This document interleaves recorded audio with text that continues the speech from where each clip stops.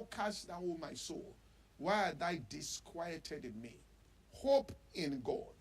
He says this, hope in God, for I shall yet praise him, for it's the help of my countenance. So it's a daily battle there. Numbers 21 and verse 4, you will go through it. On your journey to the fulfillment of your destiny and the promise of God. Numbers 21:4.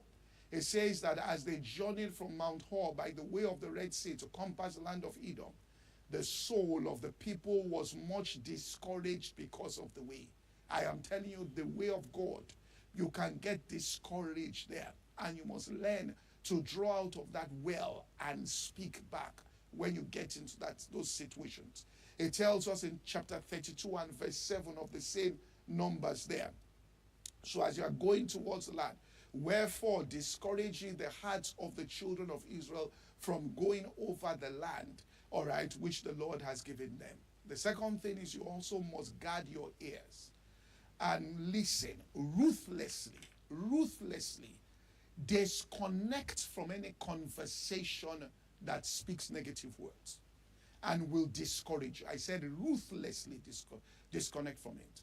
Get up from the place where people are speaking negative about things that will further your own progress. You owe no allegiance to such conversation. Scroll past negative people on social media. Once they open their mouth and they're speaking negative, just scroll past it.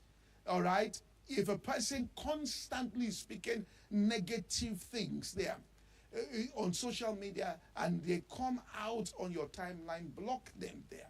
Okay? The same people that establish social media, the same people put block. There's a reason why they are the ones.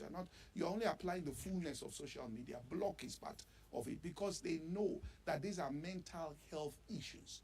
That you will not allow somebody to come into your space, your physical space, and talk all this kind of thing. So you should not allow them to just come into your space and speak words of discouragement there. And allow people have access to your eyes and to your ears there.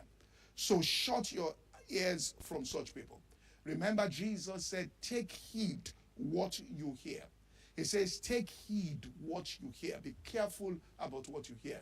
Don't let those words bring discouragement. Deuteronomy chapter 1 and verse 28 speaks along these lines here. In Deuteronomy chapter 1 and verse 28, it says, whither shall go up, all right, whither shall we go up? Our brethren have discouraged our hearts, saying, these people are greater and taller than we. The cities are great and welled up to heaven. Moreover, we've seen the sons. These words they spoke stopped them 40 years. These words they spoke caused Israel to spend 40 years. These words they spoke. So if you listen to, they can extend. Listen, you don't pay attention. You disconnect completely. It's your life there. Don't listen. People that are forging ahead don't lend their ears to such things. It tells us in Job chapter 38 verse 2. God said this. Who is this that darkeneth counsel by words without knowledge? Okay? So he said, who is this that darkeneth counsel? If you hear words, they will darken counsel. You won't be able to find the wisdom of God to get what you are doing done in life. Go with encouragers. The Bible speaks about the fact that Moses, God commanded him, encourage Joshua. Nobody can get there without being encouraged. Listen to encouragers. Listen to people that encourage you, that tell you you can move on. You can leave all these doubters and these people that speak words of discouragement that want to dominate the whole atmosphere there. And then put on the garment of praise. In 1 Peter chapter 1, verse 6, make praise. Let's put it on. Wear that garment. Make it part and parcel of your life. Stay in the place of praise. 1 Peter 1, 6. He said, wherein you are greatly rejoiced, though now for a season, you, if need be, you are in heaviness through manifold temptation. A person who greatly rejoices during that time has been rejoicing. You can't start rejoicing, it's something you do. So wear the garment of praise, a garment you put on for the spirit of heaviness.